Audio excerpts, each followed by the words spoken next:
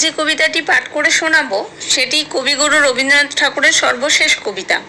এটি বিশ্বভারতী থেকে জানা যায় যে 30শে জুলাই অস্ত্রোপচারের পর সন্ধ্যার সময় তিনি এই কবিতাটি মুখে মুখে বলেছিলেন এবং সঙ্গে সঙ্গে তা লিপিবদ্ধ করা হয়েছে।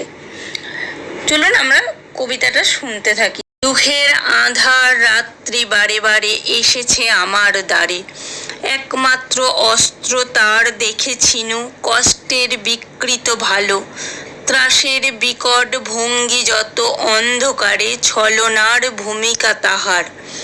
যতবার ভয়ের মুখোশ তার করেছি বিশ্বাস, ততবার হয়েছে অনর্থক পরাজয়। এই হার জিত খেলা জীবনের মিথ্যা একুহক, শিশুকাল হতে বিজড়িত পদে পদে এই বিভীষিকা।